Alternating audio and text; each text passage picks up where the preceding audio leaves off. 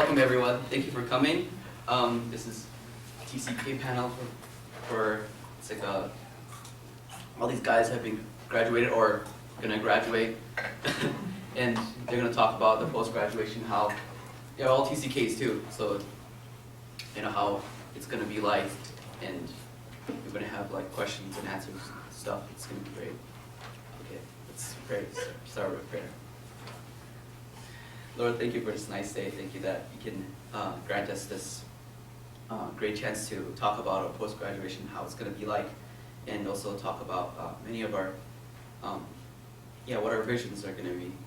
Lord, please pray us that we'll find our goals and seek what you have for us, and also pray that you'll give us wisdom and open our hearts as these seniors and graduates speak to us. Pray all this in Jesus' name. Amen. All right, I'd like to start with first, just introduce yourself a little bit.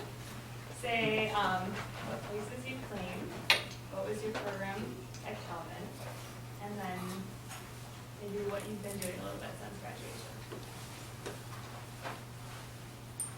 Okay. My name is Joella Ranaivoson. You're a part of us. I am originally from Madagascar, and I grew up in Papua New Guinea and Kenya in the U.S. I came to Calvin in 2009, graduated in 13. The places I claim a lot of places, so I should say Madagascar, then Papua New Guinea and Kenya, but more recently the United States, and then specifically Grand Rapids, but also places that I've spent significant time in the last 6 years are Dubuque, Iowa, Portland, Oregon, New York, Atlanta, Georgia, Forest City, Iowa, Minneapolis, and Rochester, and Kansas. So my parents live in Kansas now, that's why. So just some of those places. Yes. My name is Esther Kwak, and I was born in Korea, but I grew up in Democratic Republic of Congo, and I came to Calvin. Do I have to say this? Oh. I came to Calvin in 2002. Yeah, pretty old. And I guess I claim Congo and the U.S. most, and Korea. Yeah, my name's Eunsub. I'm originally from Korea as well, but I moved to a small country called Albania in Eastern Europe. I've grown up there ever since, and then moved to Grand Rapids in 2009, and lived here since. So I think Albania out of the three feels most like home. I'm Anita. I'm American. I grew up mostly in Pakistan and also spent some years in Egypt and Dominican Republic. And I graduated from Calvin last year, and I've been in Grand Rapids since. So Grand Rapids is kind of a new home for me. I am Jeremiah. I graduated from Calvin last year as well. I am American or United States, but I grew up in Moscow, Russia. Okay, so what have you been doing since you graduated, and what brought you there, and is it what you planned on doing? Can I ask a question? Can we popcorn here where people are from, so we can have an idea of where folks are? I'm from Kenya and Tanzania and Burundi. You go to RVA? Yeah. I can't teach at RVA. I went to Roslyn. It's okay. I claim France, Tunisia, England, Canada, and the U.S. Turkey. Mozambique and Kenya, Pakistan and China. Korea and Kyrgyzstan. Korea and Thailand? Just Korea. Korea and Hong Kong. Just Hong Kong.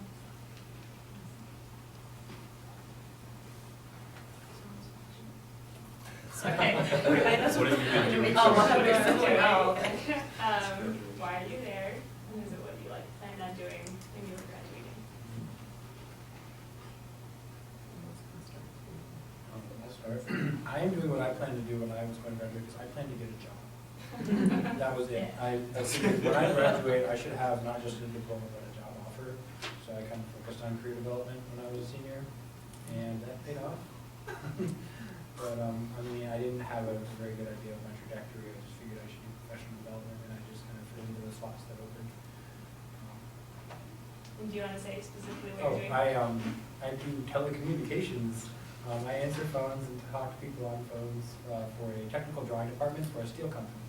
So I majored in sociology, so I didn't really plan on that being what I do, but I definitely found a lot of responsibilities that are unique within the workplace that, they're unique to my position, and they're not like things that you would list necessarily on job description, but everyone else in my department just like sits at a computer and does the exact same thing in terms of like a particular software program all day long. So I've been able to use like critical thinking and things like that in my job.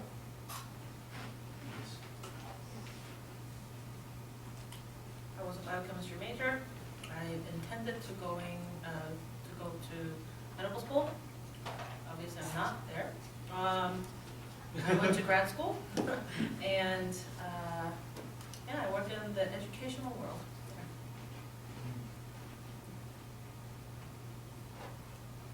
I majored in nursing. I was now a nurse. Actually, the floor that I wanted to work on, I was there as a student for some clinicals and applied several times to this job and finally got it. So in a way, I am doing what I planned, surprisingly. So sometimes it does work out. 1 of 5 is a small sample. I was a chemistry major. I thought I wanted to be a chemistry professor. And then switched over to science education and graduated a couple of years ago. Thought I would be teaching high school on a mission field. Still here. Teaching 3rd grade math. So I jumped a lot from teaching college students. Was that on the mission field? teaching on the mission field? Yeah. Like right now? Are you on the mission field? No, I'm not. Oh, I am. Yes, I am. It's a pretty big mission field. I teach on the west side of Grand Rapids. It's a school called the Potter's House School. Yeah, and there's a lot of work that needs to be done here as well. So it's been something that we've been doing. I studied international relations, but then I finished with an interdisciplinary major, so it was IR, religion, and writing.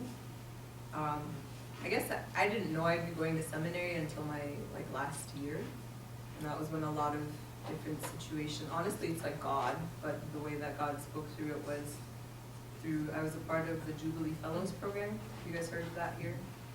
So I did that my junior year, and then a lot of just a good cloud of witnesses, like professors who were very patient with me, walking me through thinking about, well, maybe you should look at ministry, and I was like, no, I want to be in diplomacy.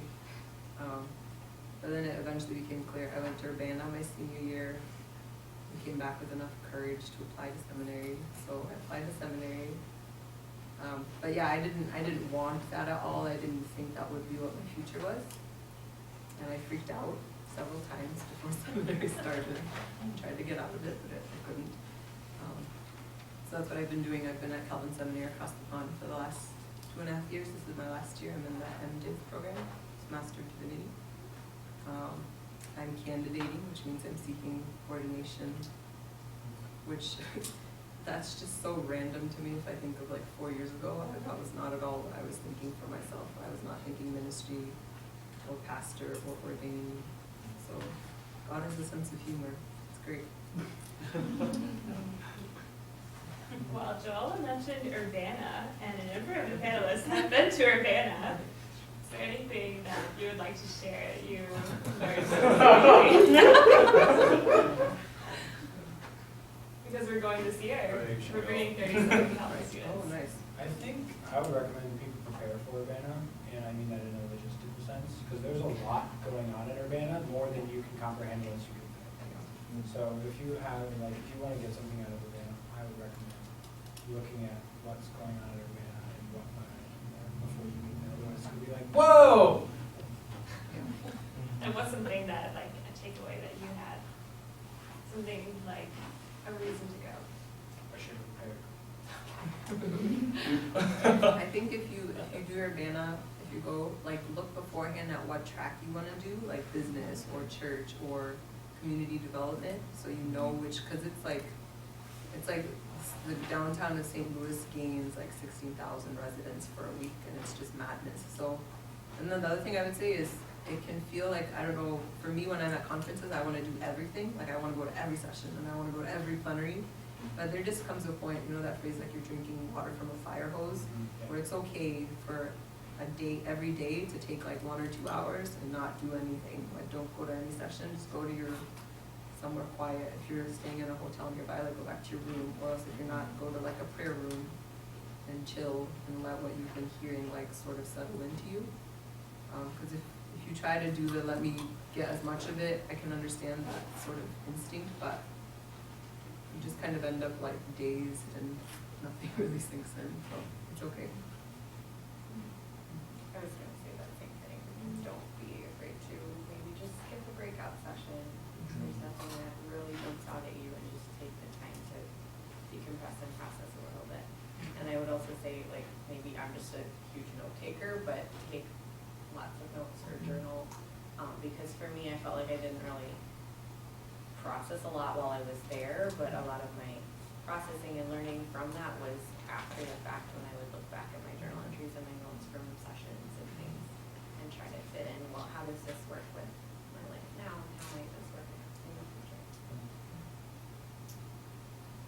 Also go to the Bible studies in the morning. I think a lot of people are like, nah, and I get it, because you're tired, but those were one of, I think I only went to one, like the last morning, and I was like, shoot, I missed this the whole week, and it was really rich and really good. Yeah. I remember I still have this slip of paper where I committed myself to long-term missions, and it's just always a good reminder. Like, I think, especially when you graduate and you start working, you just kind of lose the, I once had a passion for that, and you sort of lose that in the throes of things. I think that happens in college as well. But I just have it posted right in front of my face in my room, and it's just like, it's always a good reminder of some of the bigger callings that we have in our lives. And I think if you're going, I think the biggest thing for me during Urbana was how cool other participants are besides the speakers. Because I think a lot of times when I go to big conferences, I'm so captivated by the speakers that I miss some of the relationships that I could have with other people who are there, and other people who are there are actually quite cool. Because some of them, they have the equal interest and passion for missions, but also some of them, just they come from so many different stages in their lives, different ages. There's some cool conversations that came up that I'm just kind of surprised about.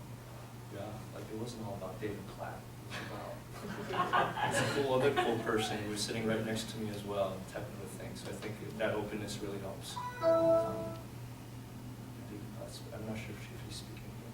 He is. Oh, he is. He was cool. Great. Well, in your lives today, like, where are you getting discipleship or Christian community outside of Calvin? Are you spiritual?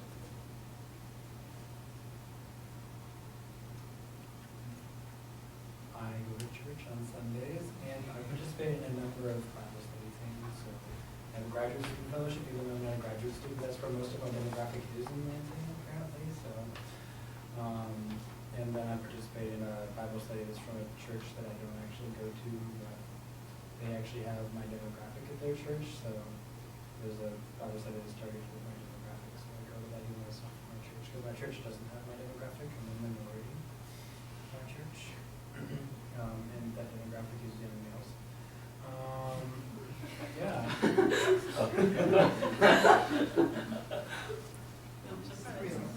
Young males are not present at church these days. Yes.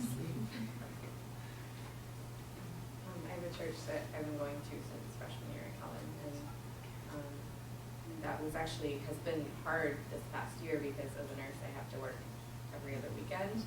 And so I could only go to church maybe once or twice a month. And so that initially was just such a big cutoff from that community. And I've been in a small group as well, and I'm usually able to go to that. But I think I've had to be a lot more intentional about pursuing those one-on-one relationships that really nurture me, and like really going after those conversations, because they just didn't happen as naturally as they do when you're living in a dorm with other like-minded people. I think I was going to say the same thing. I think there's a lot more seeking out for some of these relationships, because even the same church, even the church that I've been attending since Calvin, somehow it's different as I start working. Yeah, there's a different vibe and different feel that I get, and it's just probably me. And I think there's something, different needs come up for people who are working than college students. So I think there's a lot more seeking out and trying to reach out to people who are in similar stages of my life, and trying to process through some of the questions that rise up as I work, and as I settle down in a place like Grand Rapids. And yeah, and some of that do extend from Calvin, but a lot of that happens with me seeking out people at work as well, or outside of in the neighborhood too. Yeah, I feel like it gets really lonely after graduation, because a lot of people leave this place, and if you end up staying here, you don't have a community per se. You know the upcoming seniors, but it's not like you have the same problems with them. You know, they're worried about finals. Well, you're not really worried about finals. You're worried about not having a community, being able to share your problems with other people. And then I'm part of a very minority in my church.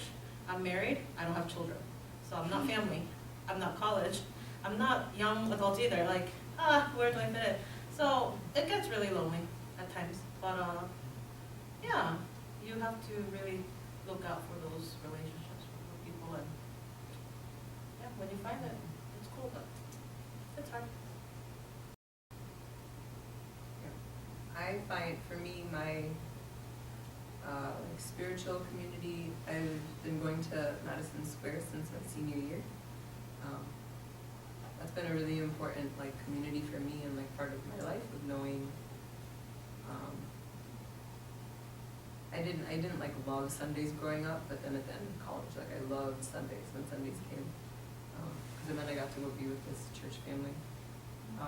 Just like everyone has said, it's really I don't know where in your college career you are now, but if you've moved from your sophomore year to the junior year, when you're out of the dorms, you probably have already felt it, the shift in community. Like when you're in the dorms, you walk down the hall and there's somebody there. There's always people around, and then even if you move into the apartments or off campus, like it just changes. Like I remember thinking that when I moved into the apartments, of like, it's not like the dorm, like people are a bit more closed off because you're in each individual apartment. When you leave college, it's just rough, but it's okay, you get through it. Calvin does a really excellent job of building community. Like community is readily available, and when you leave that, it's a little bit of a shock, because you realize you have to work really hard to have community. So to be with people takes a lot of effort, because it's like you're not on the same schedule anymore. You have to plan weeks in advance, or you have to make time, or you have to like go figure out where people live, because you can't just walk to where they live. So it can be difficult. My first year in seminary was really very lonely. Like that was the loneliest year of my life, and I was still around, but I was in seminary. I wasn't in college anymore. But now I live in a house with 4 other women, and we're all in our 20s. I'm the only student. They all work in different one is a children's pastor, and another is a fashion person, and another's like a nonprofit person. So that's been really rich. That's a lot of my faith community, because we're all believers and different types of believers, so that's been really rich as well. That's a lot of my community, is like my home, where I live, people I live with. So spiritual community is important, but also as internationally mobile people, do you feel a need for international community, and where do you find that? I'll start again, I just talk. I can feel it sort of in my own soul when I haven't been around, like, okay, if I've been around I don't mean to offend anybody, but when I've been around West Michigan people only for too long, I get really grumpy. Like, not like a day, but like months, and I can feel it, and people around me feel it, and that's when I know, like, so for me, it means maintaining friendships that I've had in college. Like, all of my best friends in my community as an undergrad were international people. So when I started seminary, one of my points was I wanted to be intentional about forming like substantial relationships with North Americans, like not just acquaintances, but actual friendships, which has been really good, but really challenging as well, because I'm not close friends anymore. Well, I'm not close friends in the seminary community with other international people as much. So that means I need to keep up with friends from college who are international, and keep up with the friends I grew up with who are in different parts of the world. Like, we Skype regularly, and for me it means staying close and tight with my family. My parents live in Kansas and my sisters live in Minnesota. But they like help me remember who I am, because they are family.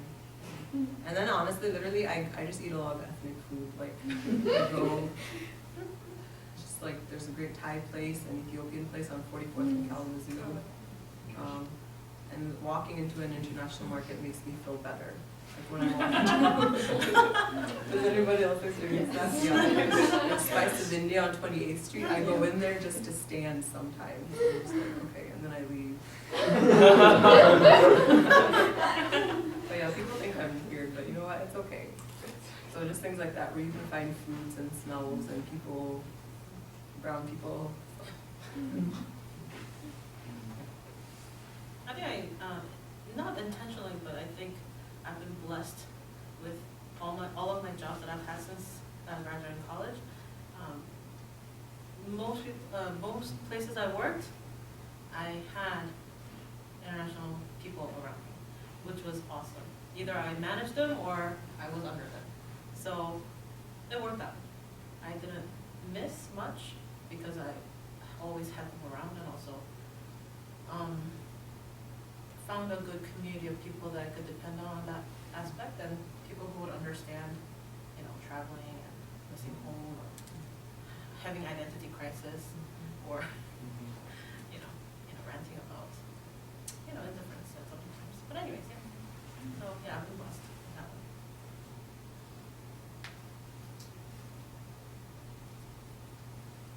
Good notes. I agree. Like I said, it's there. I actually haven't really had a rather vibrant community of international relationships. But I'm always excited when I meet someone who has those connections. I work in a blue-collar job, and a lot of the folks that I work with come from a rural area around Lansing, Michigan. So in terms of the global mindedness, it's really not there. And that's okay. And you learn to work with that. Like, it's a valid perspective. I'm sure it's not global-minded, but it is what it is. Just like your perspective comes from your background, their perspective comes from their background. So I was kind of careful not to form a hierarchy of cultures in my mind, because I know how easy it is to do that. But I mean, I really, like, it just kind of like clicks, like when you meet somebody who has that language and can ask those questions about your experience of the globe, and that's really great. But it's something that I've been worried about. For the most part, here I am.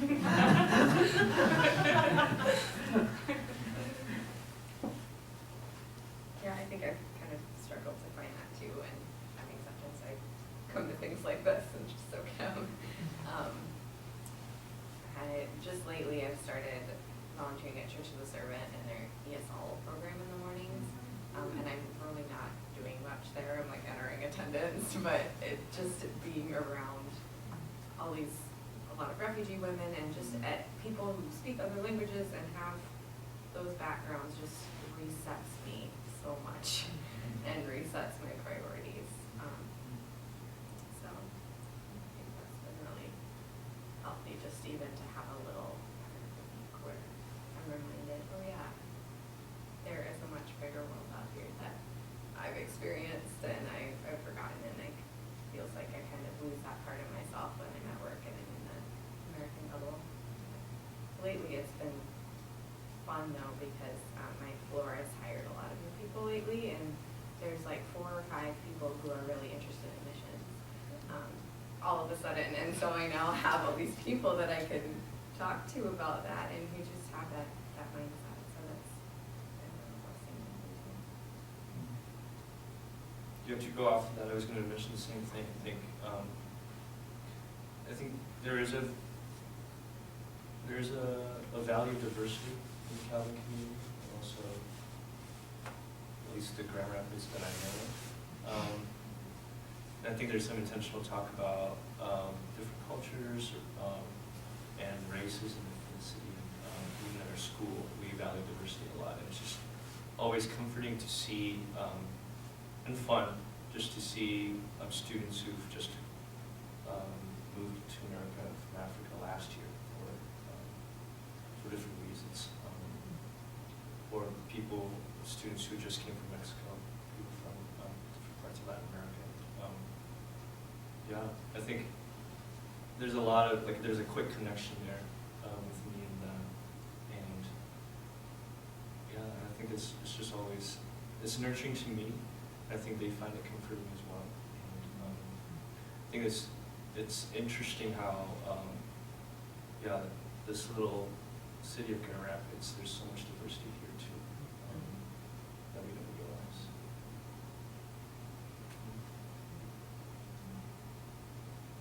Definitely. Well, let's change tones a little bit. Talk about logistically when you graduate. Did you have any debt from Calvin, and how are you dealing with it? Or did you deal with it? I had that from Calvin College. Thanks, Calvin. And I have a regular payment for those. I started out being aggressive with my payments, but that means trying to pay it off ahead of time, but things add up after a while. Now I have a car payment and such, so now it's just the standard expected rate. But it's just one of the many things you have to pay once you have those expenses, other than tuition.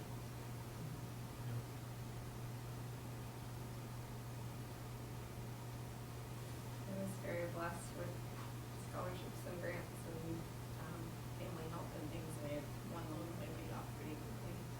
So that's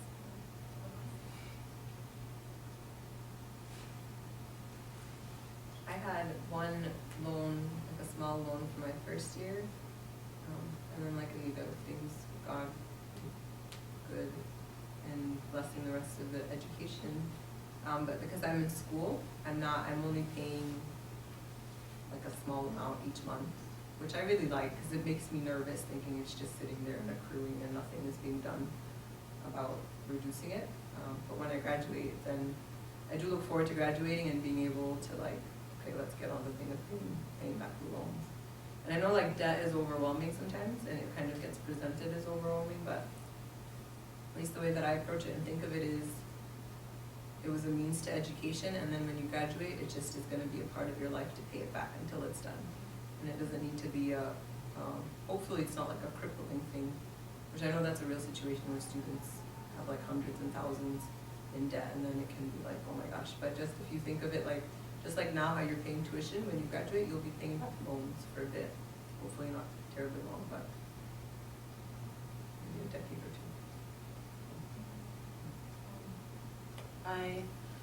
The first year after I graduated, I wasn't able to pay much loans, but after that, I had and I was really aggressive in paying back, and so in 3 years I was done. You just have to be on top of it. Trying to get rid of it as much as you can. Yeah, I was blessed to have loans to pay back when I was done, but I think there was definitely unexpected financial constraints that came up after graduation, like money needed here and there, and it was just interesting to find myself defaulting to making decisions according to what I could afford and what I couldn't. And I think that's something to just kind of think about, and it's probably different for everyone too, but just how much money plays into our decisions. Because I think it is reality, but I think it's just amazing how God's getting us through here. God's getting me through Calvin. Just a testimony of step, but we got through with that this one. I think the first 5 to 10 years, I think it's really, really, really difficult to save money in general. Just because you're starting off, you're moving to a new place, you have to pay off rent, you need a car to go to work, so you have, car payments, then there's insurance payments, then there's this and that, and it's really hard to, so, I think you need to be prepared to be under financial constraints. But, you make it work. And for those of you without American passports, do you have any tips or advice for international students who might want to stay and work or do grad school or something? It takes research, I think. It really does. And what was that? And preparation, yeah. As easy as I want to make it sound, I think it's pretty hard. It just really is. And but I think it's discouraging. and there is stress, and there definitely is stress. But I think this wasn't just coping. I think it was a God thing. I just realized it's God who opens doors, and there's something freeing about that. It's just like, I try my best, and there's certain things that's out of my control. I don't, for example, I'm on a work visa right now, and this visa, so many people apply for it that I think they draw a lottery, and there's worry there, but there's something freeing about that thought. It's just like, if I get it, then God just wants me to stay, and if I don't, He's needing me somewhere else. And that kind of mindset really got me through some of the just intense stress that comes with just trying to get a visa. I think it's just good to think through for internationals, just to think through why do you want to stay in America? Does it have to be America? And if it has to be America, why? That why question keeps coming up, and I think slowly those questions transformed at least my attitude towards it. Thinking about that doesn't have to be America, but it can be America, and if it can't be, God's going to open doors for that. So that was sort of my mindset that I have. I think one of the benefits that,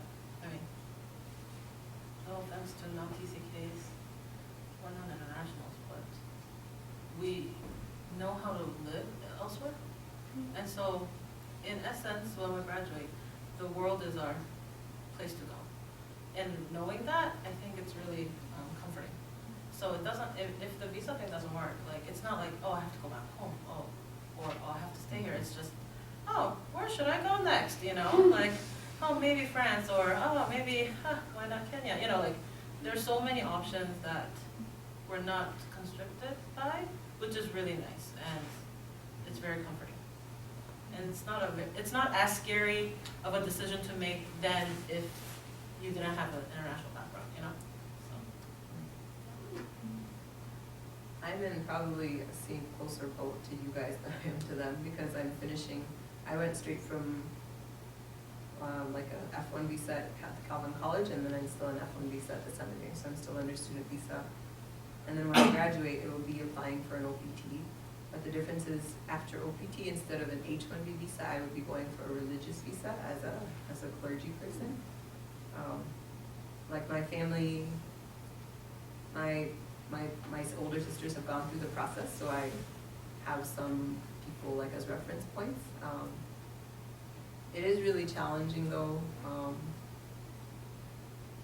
But just to echo what everyone has said, like literally it's, like God provides, like it's not, I know there can be a lot of fear, and I'm talking to myself too because I'm approaching this process where like in a few months I'll have to apply for an OPT visa and then find a job and then, you know, all that stuff. But just thinking in my own family of like my sister did an OPT after her undergrad at her college, and then her college sponsored her for an H-1B, but then it got denied.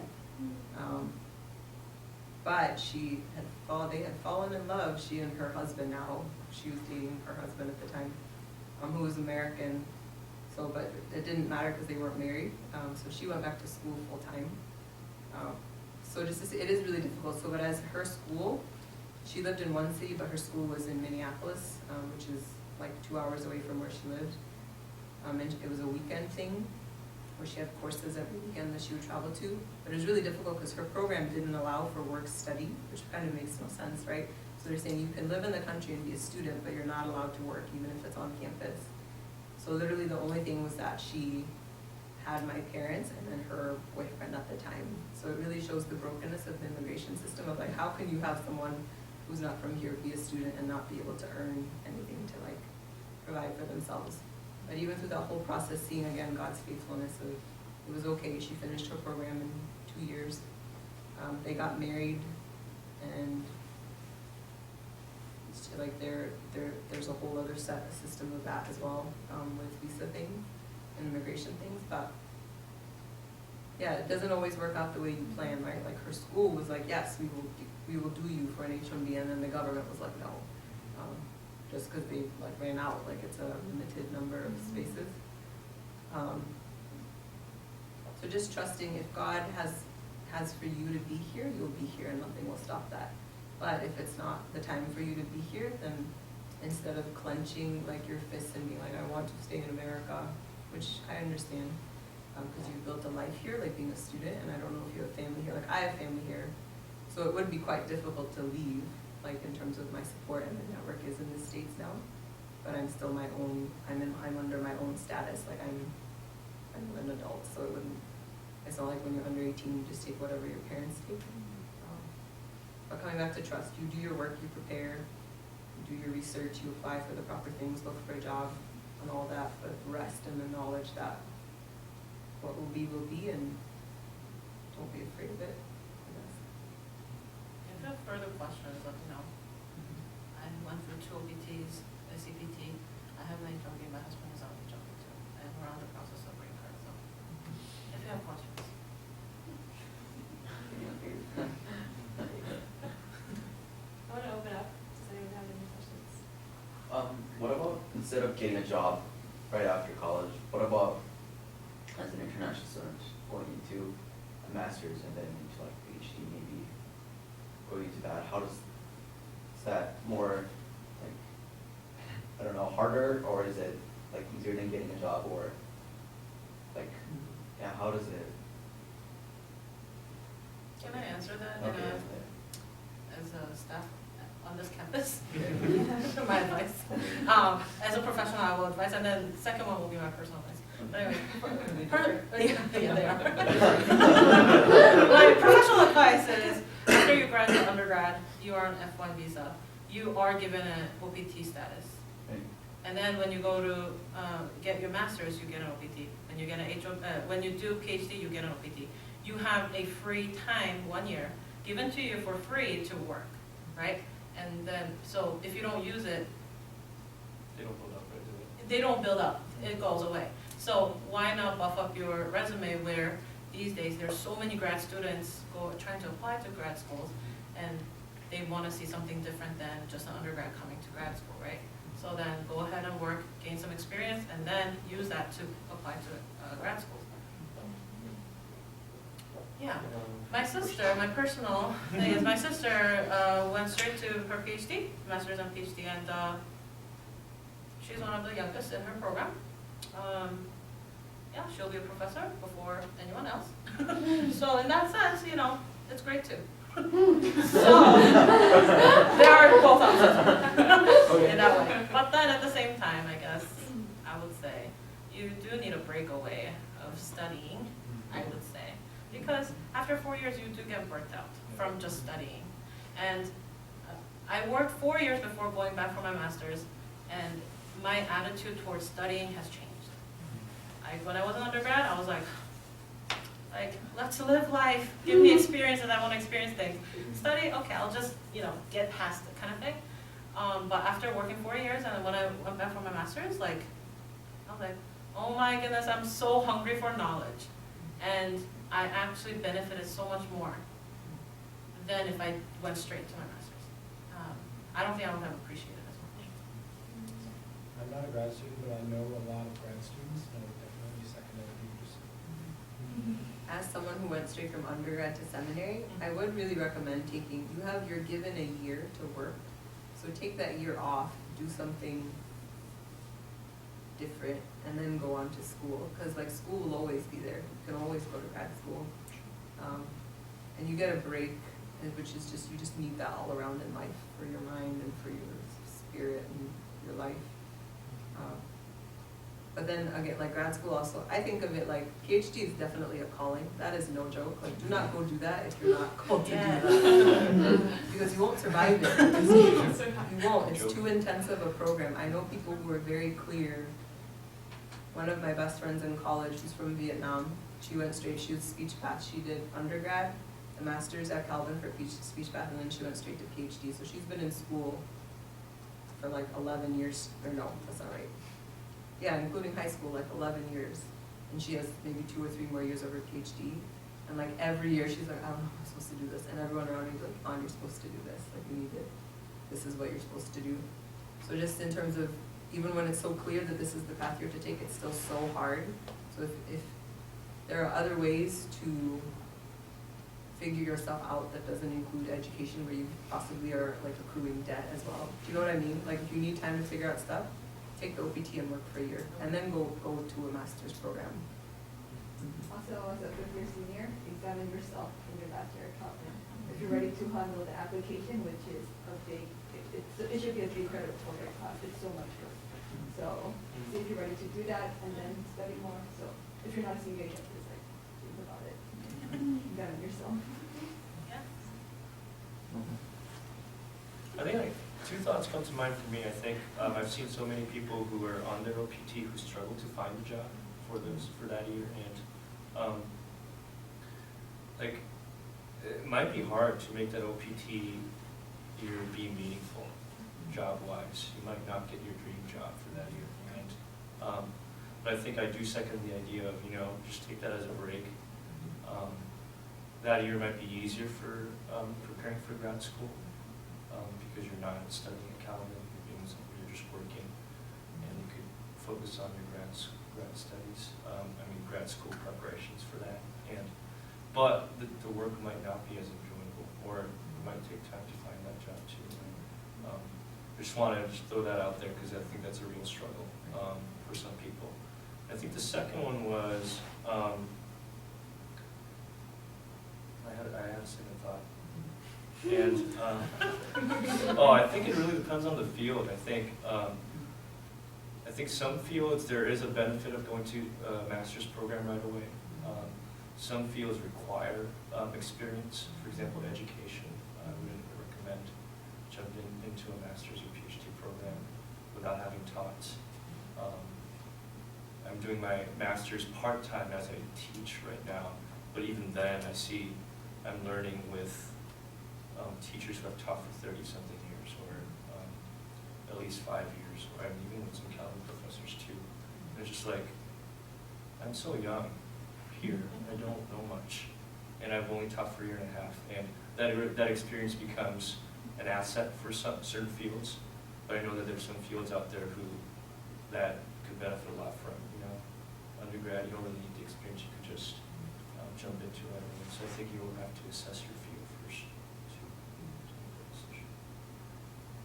I know I'm not on the panel, but because I'm like going to graduate this month, like for OPT, expect that if you might get a non-paying job. I'm volunteering next semester for OPT, and that's okay. When my friend is at our internship in the UN, she's not getting paid, and like so OPT usually is equates to like people like I'll get paid, but you may not get paid, and that's okay. So true. Any other questions? Do you see yourself staying here indefinitely in the States, or do you have any, like, do you want to leave, or have you thought about leaving? Great Or question. Get out of here. And my students give me a hard time. Oh, you know what? I was actually challenged by somebody saying, Esther, you're being too comfortable. You are at TCK, you need to be moving around. That's what I've been challenged with. And I'm not gonna lie, I was hurt because of that judgment. But anyways, if other people wanna go, I have other answers too, but no, I'll come back to it, but yeah. That's the challenge of global nomadism, is that every moment you are faced with the opportunity of, oh, well, I could just leave. It's not like I couldn't make myself do something in German or Russian, like, because I speak those languages too. Like, why should I work for this small company in this small part of the world where nobody thinks any differently than this?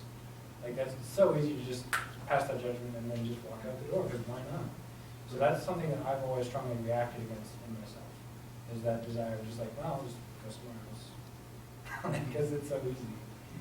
So I always say I would only go somewhere else if there was a very clear reason that I needed to be there, and that I also needed to leave where I was. Like they talk about that in church and transitions and pastorships as well. Like the grass is always going to be greener. Yeah, for me, when I graduated, I thought a lot, and I mean, nursing, there's jobs everywhere, and I really was looking all over and felt very specifically called to stay here for now. And because I've never really had that choice before in my life, and I know starting out at Calvin, I thought 4 years in the same place, that is a record for me. Like, I don't think I can do it. I'm going to be so sick of Grand Rapids. And just getting over that hump of, that spot that I would normally get to and then leave. And getting past that and knowing, just really investing in a place and investing in a church family and relationships was really valuable. That being said, I mean, on your question, I don't see myself staying here indefinitely. I want to work in Saudi Arabia, and there's a lot of nursing jobs there. They all require 2 years of experience, so that's what I'm getting right now. And we'll see where God leads after that. My dad says he likes the phrase, if the pillar of cloud moves, so will we. So, like they're serving, my parents are serving, my dad is pastoring a church, it's a Swedish Lutheran church in Topeka, Kansas. I like that it was a bit last. It's very different, but they're still very much missionaries, like they're Malagasy and they're in like a Swedish church. But it's been good, and the church is really like, oh, we love you guys, tell us you'll stay forever. And my dad is like, we're here for now, and as long as God calls us to stay, we'll stay. But if it comes time to go, we'll also go.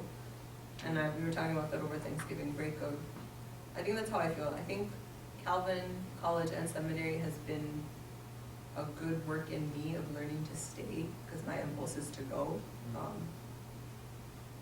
Like not even doing abroad programs as an undergrad, even in seminary, really wanting to do an overseas internship, but then because of immigration things, just needing to stay.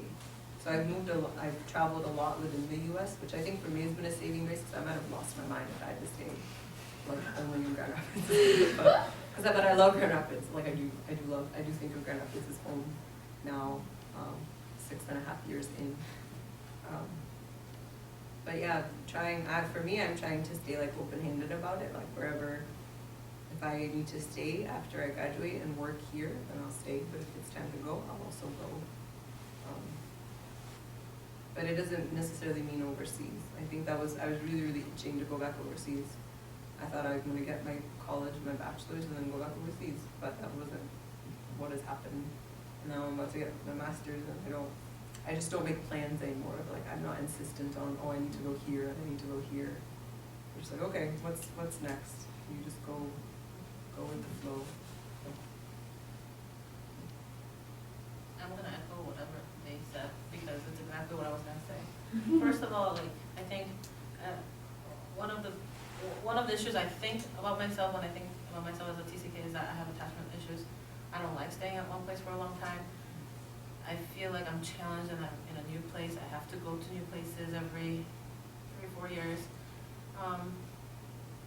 So I do like the fact that I've been in Grand Rapids.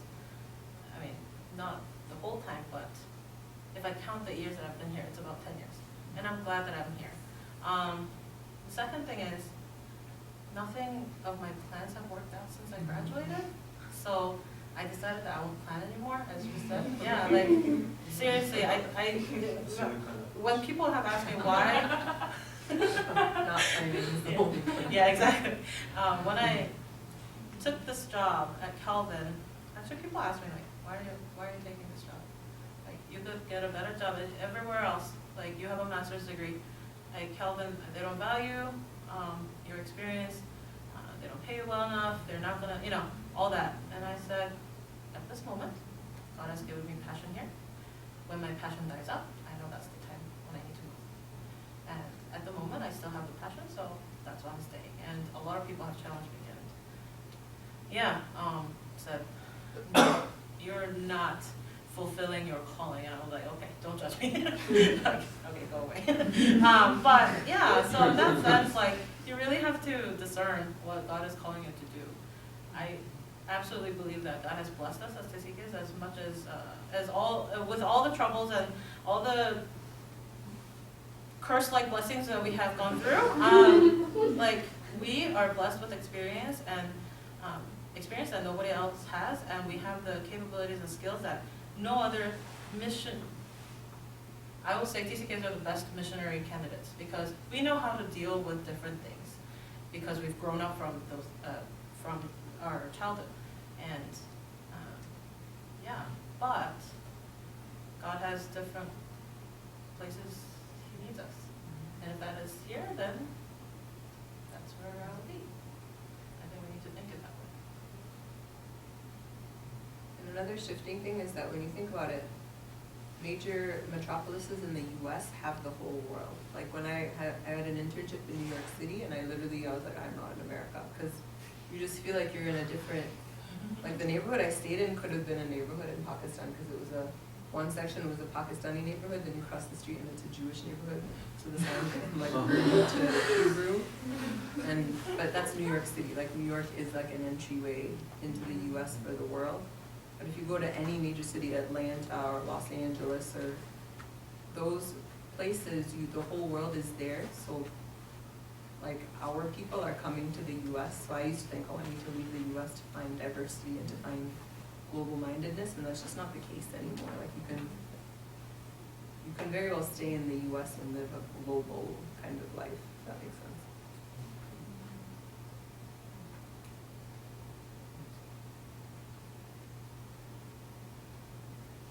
All right, that concludes our panel.